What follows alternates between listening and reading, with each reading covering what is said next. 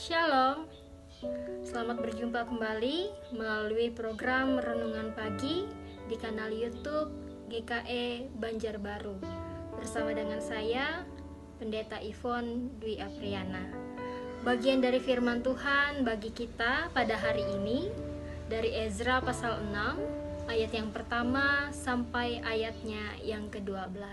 Saya akan bacakan bagi kita di ayatnya yang ketiga. Pada tahun pertama zaman Raja Kores, dikeluarkanlah perintah oleh Raja Kores mengenai rumah Allah di Yerusalem. Rumah itu haruslah dibangun kembali sebagai tempat orang mempersembahkan korban sembelihan dan korban api-apian. Amin. Untuk baca firman Tuhan. Bapak, Ibu, saudara-saudari, kita tahu kalau gereja adalah wadah persekutuan orang-orang yang dipanggil keluar dari kegelapan dan masuk ke dalam terang Kristus. Orang-orang yang dipanggil keluar itu berasal dari suku, bangsa, ras, latar belakang, ekonomi, dan status sosial yang berbeda. Perbedaan ini bukanlah sumber konflik, melainkan modal untuk melayani orang-orang yang berbeda secara lebih luas lagi. Dalam perbedaan-perbedaan yang ada, gereja tetap berkarya dan melayani bersama untuk kemuliaan Tuhan.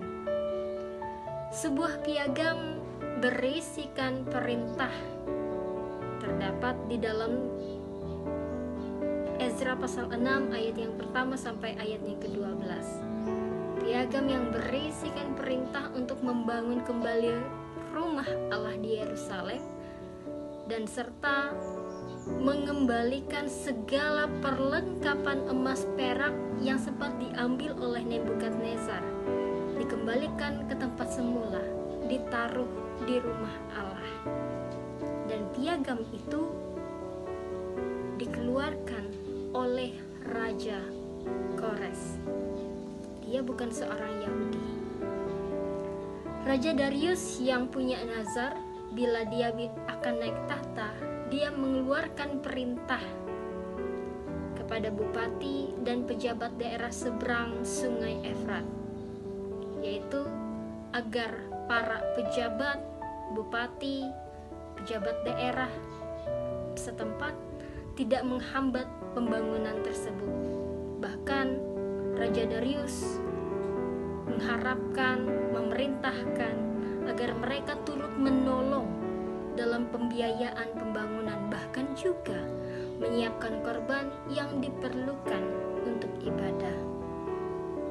Disampaikan oleh Raja Darius, bagi yang menentang, melanggar, atau tidak mau melakukannya akan mendapat hukuman yang berat. Bapak, Ibu, hati para raja di tangan Allah, sebab kita tahu Allah adalah raja dari segala raja. Hanya Dia yang akan dapat mengubahkan dan mengatur setiap hati manusia. Allah akan menggenapi maksud dan tujuan kepada jemaatnya, kepada umatnya, bahkan melalui orang-orang yang tidak disangka-sangka yang dapat melakukan pekerjaan baik itu. Orang-orang yang tidak begitu beragama pun justru dipakai untuk membela agama. Raja Kores dan Raja Darius saja contohnya. Injil ditanamkan dalam keberagaman. Gereja pun bertumbuh dalam keberagaman. Pengalaman keberagaman dalam gereja inilah yang membantu kita untuk melayani orang-orang yang berbeda dengan kita.